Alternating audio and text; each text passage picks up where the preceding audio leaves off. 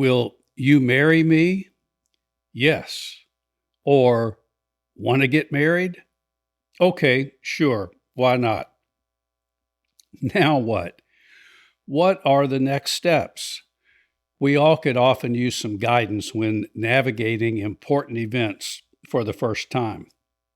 Weddings certainly are in that category.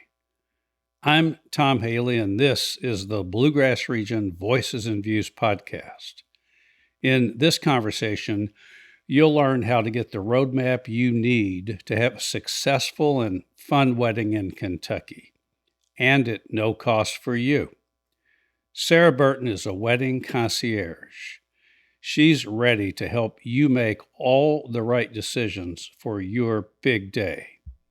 We'll begin by learning a little about her and then get into how she can help. Join us as she tells us where she was born and raised. I grew up on a grain farm in Monticello, which is about 2 hours south of Lexington, and I went to Wayne County High School. After that, I went to Somerset Community College, and I went to Eastern Kentucky University after that. I would tell anyone to start at community college. It was the best thing I ever did. It also helped me graduate with no loans afterwards. And my degree was in business. I had finished my first 2 years of your basics, and they were like, okay, you have to pick a degree. And a major, and I had no idea what I wanted to do at that point. You know, you're 19, 20 years old, and who was going to be my roommate at Eastern was like, well, I'm going to be a business major. I was like, okay, I'll be a business major too. That's how I have a business degree, because they forced me to make a decision. I have decision fatigue even that early in life. And so I have a business degree because that's what my roommate was going to get. We all start out a lot like that, I think. That's right. So how did you first become interested in this world of weddings that you're so deeply involved with now? So I got an amazing job right out of college, working for Beverly Clemens at CMI Consulting here in Lexington. So I moved to Lexington maybe 2 weeks after graduation, and I did a 6-month apartment lease just to see if I liked the job, to see if I liked living in Lexington. And while she was an incredible boss and mentor, even to this day, I learned real quick, I was not made for the office life. Being at work every morning, even at 8:30, was a struggle for me. I lived 5 minutes from my office, and it was still hard for me to get there, and being dressed up every day and having just to be on all day long, answering the phone and the emails. It was not for me. It was more responsibility than I was able to handle at 22 years old, essentially. I think I could do that job better now than I could then. And so whenever my apartment lease was up after 6 months, I decided I would move back to Monticello. And I got back to Monticello and I was like, oh, I need a job. Like, that hadn't crossed my mind. And the fact that, I was moving back home with my parents to figure out what I was going to do. And then I was like, I think I'll plan weddings. I had never been in a wedding at that point. I had never planned a big event at that point. I have no idea what came across my mind that I needed to be a wedding planner. That was pre-social media business pages. I have no idea how it happened. And so I said, I'm going to be a wedding planner. And I went and filed all my business license and became a wedding planner. So you had not even attended a wedding at that point? I had attended weddings, but I had not been like a bridesmaid in one. Right. Yeah, I have no idea. Even looking back, I don't know how or why that happened. So how did it go those first? How long did you do that then? So I started in May of 2008, and I had my first paying wedding that happened in February of the following year. Monticello is a very small town, and so a lot of my clients ended up being Somerset, London, Corbin. I went to Campbellsville, Danville. The whole surrounding area became essentially my market. And I was the only wedding planner in the area at that point, and it was still new to people. It was still kind of, people thought you were a luxury expense and not a necessity. And people thought only the rich people hired planners, which is not true. By about year 3, I was doing fairly well. I had about 15 full service weddings that year, which is honestly a good amount, even for a Lexington area wedding planner. But what you can charge in the Southern Kentucky market versus what you can charge in the Lexington market are very different. And so when I started doing the math, I was like, I can't really make a living being a wedding planner in Southern Kentucky. And that was kind of when it hit me that I need to kind of look at my other options. And about that time, a wedding planner in Lexington had actually opened up Simply Love Studio. So I was not the one that started it. As a wedding planner, you get a lot of brides and moms that Google wedding planner, they call, they ask you 30 minutes worth of questions. They want to know when to send out the invitations. Where can they have the rehearsal dinner? When do they need to get the dress? Just the basic questions. And then they're like, well, awesome. Thank you so much. You have a great day. And then you've just spent all this time with them and they didn't really need to hire you, but they needed someone to answer those questions. And so that was kind of how the Simply Love Studio business model came about is, the wedding planners get those phone calls and the wedding planners are the ones that send a lot of vendors referrals. And so it's how can we capitalize off of that? And so that was how the business model came about for Simply Love Studio. It is funded by wedding vendors so that we can help couples plan for free. We are the only one in the state of Kentucky. There are a few sprinkled throughout the U.S. There were more pre-pandemic. I don't know how many are actually left now. There were a couple of chains at one point. I don't think they're as active as they used to be. And honestly, I'm very happy with the Lexington market and how the vendors here show up for our couples. I think a lot of that is the Southern hospitality and the fact that we are a close network of vendors. We want to see the couples happy and we want to see each other win. And so Simply Love Studio started, and I was a vendor of Simply Love Studio as a wedding planner. And somehow I came to lunch one day in Lexington with the studio owner and the manager at the time. And somehow I left lunch moving to Lexington to run the studio. It just happened. Yeah. Again, one of those, I have no idea how that happened, what conversation led to that. So that was in July. And then by April of the next year, I owned the studio. And it has been mine since 2012. So 13 years now. And a lot has changed over those 13 years as far as, the business model and the wedding industry as a whole. But ultimately, my goal is to help couples plan their wedding for free. I help them with their budget. I help them navigate what to do first, when to do it, what their guest count is going to be. If they're like, okay, I'm going to have 200 people. Did you actually write those 200 people out, or are you just guessing? Have you asked the groom's mother if she, has anybody extra that he hasn't thought about that needs to come? And then, we'll take that list and we'll do a little bit of math. There's, statistics out there about how many people you invite versus how many are going to show up. So we do all kinds of math when it comes to wedding planning, actually. So from there, we start with the budget, we start with the guest count, and then we start looking at venues. And that's really, where those two things come into factor is what can you afford and how many guests can your venue hold? Well, I wrote down, so I'm going to actually read something here that I wanted to make sure that I said exactly right. So after watching a few of your YouTube videos and listening to your podcast, I made a list of some of the considerations a person planning a wedding needs to consider. I'll probably get out of breath, but I'm going to read a list of the concerns I discovered. Budget, schedule, venue, photography, videography, catering, cake, bar, guest list, room block, dresses, hair and makeup, stationery, men's attire, rings, nails, flowers, entertainment, RSVP options, custom email address, signage, honeymoon, and I'm sure there's probably more, but these are the ones I wrote down as I listened to you talking about what you do. I mean, that just blew my mind. I should say that my wife, Karen, and I, we've been married 52 years, and things I'm sure have changed a bit in 52 years. But of these, or maybe my wife was she's probably more aware of these things than I was back at that time. And you're laughing. I'm sure that's the case a lot of times. But which are the first ones of those that you help people understand need to be nailed down first? Maybe tell us about. So before I answer that question, one of the things you actually don't have on here, which is the only thing you actually have to have, is an officiant. That is interesting. I did not write that down. Yes.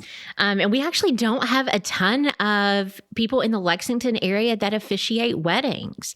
It's actually kind of tough sometimes to find someone. And everyone will ask me, how much can I realistically get married for? And I'm like, technically, your marriage license is $50. And then whatever you need to pay your officiant, that's all you have to spend on a wedding. You do not have to spend $30,000 to $40,000. You have to spend $50 to get your marriage license, and you need somebody to sign it. I'm glad you said that. Yeah. That is really interesting. As far as nailing things down, the first thing we are going to do is the budget. It doesn't matter if you have $10,000, $50,000, $100,000. We have to know what that number is. A lot of times people will be like, well, we're just going to book stuff. We're going to figure out the budget as we book things. And then they get about halfway through and they're like, well, we've spent all of our money. That's yes, because we didn't know what the end number. At the end of the day, you have a number in your mind of what you're willing to spend on this wedding. We've got to start with that. And most likely, we're going to go over that number by about 25% because you have all the little things that add up. So budget's going to be first, and then guest count. We're going to find a venue because a venue can only typically do one wedding in a day unless it's a larger hotel. And from there, we may need a different ceremony location. If not, then we will find a photographer, as the photographer can only do one wedding in a day. And then from photography, we typically go to DJ. So those are typically my order of booking vendors. We don't have a ton of DJs in town, and I'm very particular about DJs because they can make or break the wedding day. And we want to make sure that my brides have the good DJs. So we want to book that as one of the beginning things as well. So as I mentioned, we got married 52 years ago. As far as I knew back then, and I guess I've even continued to think this, I thought most people got married in churches, but is that not the case? In the small towns, yes. In the Lexington area, not as much, because a lot of our couples have moved here for college, graduate degrees, or even their career, and they don't necessarily have a home church here. And many of the churches here charge astronomical amounts to get married there. It's actually unfortunate, in my opinion. I understand having to pay to have the lights on and have a coordinator there and have, the cleaning staff and the officiant, but there comes a point where you're literally just pushing people out of getting married in a church. And some couples, that's all they want, and they can't afford that, unfortunately. And it's cheaper just to go with a venue. Oh, no, that's something I had had no knowledge of at all. Very interesting. Well, there's a lot of things you mentioned here. What seems to be maybe the most stress-producing decision for your clients? That's a tough one. I think it's different for everybody. Sometimes it can be family dynamics, especially if they come from divorced parents. They're concerned about how the parents are going to be on the day of, maybe if they haven't seen each other for a while, where they're going to sit, where they're going to stand for family photos, if they're going to even be in family photos together. The budget usually is a lot of the stress.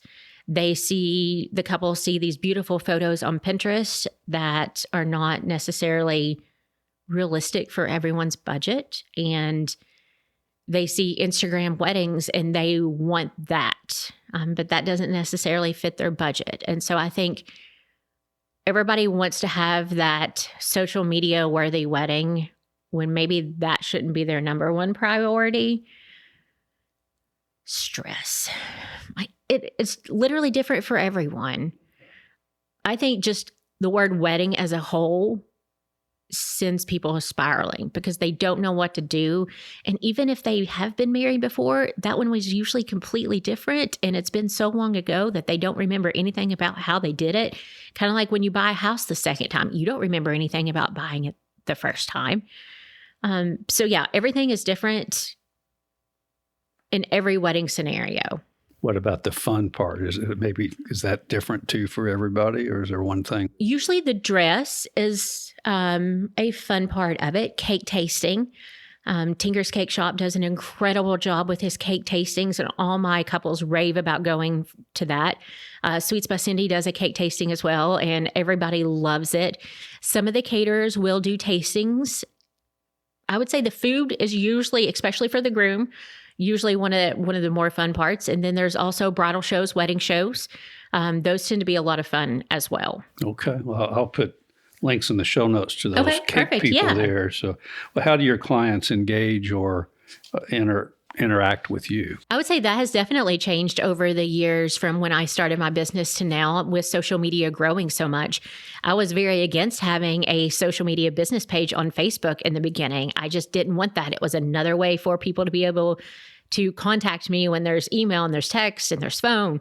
But now I would say so much of it is just social media. Whenever I post photos of other vendors' work, a lot of it will be, them commenting on it. Oh, I love this vendor. Oh, I'm not familiar with this vendor. Oh, I'm going to say this. Let's talk about this in our meeting. So a lot of it is social media comments, and then I have to remember to follow up on those.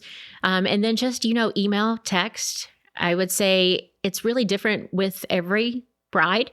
There are some couples that I will talk with once or twice, and there are some couples that I will talk with for 2 years leading up to their wedding. So again, it's one of those, every scenario is different. Every wedding is different. So all of my communication is always different with every couple. And if I understand this process right, your income comes from the vendors, not at all from the people getting married. That is correct. Vendors pay a yearly membership fee. So I do not make any commission if the couples book my vendors, but I also refer other vendors if I think they're a better fit for the couple. Okay. All right. So your vendors are aware of who you're referring to them. I'm not sure I said that just right. Yes and no. And sometimes it's one of those, I'll have a bride send me an email and say, hey, who do you refer for this? Or, hey, I've checked the ones on your website and they're already booked. Who else do you recommend? So I have a lot of times, I'm giving out referrals left and right, and I try to track them, but I'm not always able to. So that's not a necessary part of the process. That it should be, but it's very hard for me to do. And I tell vendors, that's your job, is to ask where they found you from. There you go. That makes sense. Yeah, there you go. I like that. How do you decide which vendors you want to work with? That is a great question. I do not have any MLM vendors. All of my vendors are full-time in the wedding and event industry. I do not have anyone that I would not use for my own wedding or my own event. Whenever I bought a house, I use the realtor that is a Simply Love vendor. Whenever I do events, I use, my vendors, cakes and caterers. They're all good people. And it's, you want that team on the wedding day as a bride that is going to be there. If there were pieces that needed to be picked up and put back together, you want a team of vendors that can help you do that. And that's who my group of vendors are. Yep, I want the best of the best. And we have plenty of them. Are there a sufficient number of? Yes. Yep. We have some incredible wedding and event vendors here in the Lexington area. We're very blessed in that category. Super. Well, you and I met at a Lexington podcasters meetup, and you've been producing the Wedding Whisperer podcast for, I think it's about 2.5 years now, and have about 90 episodes out there, which is a lot. How did you get interested in having a podcast? I actually don't have any background. Apparently, I just jump into everything based on what I'm saying. I was doing headshots with Ashley Lowe from Heart of Gold Photography, and she has a podcast geared toward women business owners in the Lexington area. I think it maybe has changed focuses a little bit, but it's essentially focused on the Lexington area. And she was like, do you want to be on my podcast? I was like, sure. I didn't really listen to podcasts that much. Like, I listen to some true crime stuff occasionally. But I was never a big podcast person before, but I was like, yeah, I'll be on your podcast. Well, apparently I like to talk, because I was like, this is brilliant. And it's one of those things now that I'm doing it, I wish I would have started it in the middle of the pandemic. We had an app called Clubhouse at that point during the pandemic that was kind of like a podcast but you talked to a lot of people at the same time. But I wish now I would have started it a long time ago because I do love education and I love being able to put out there all that we have to offer here in Lexington. Well, I know that we're going to have a lot of podcasters listening to this because you and I know a lot of podcasters. So just take a moment and tell us a little bit about your podcasting setup and workflow. The Wedding Whisperer podcast does not really have a setup or a workflow. It is different for every single episode. I really don't fly by the seat of my pants as much as I sound like I do.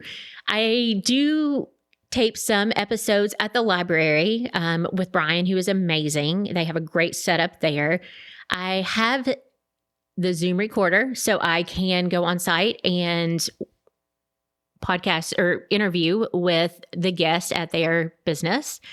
I have recently switched to Riverside, which is kind of like a Zoom for podcasting. And that has been really good for me because you do that remotely.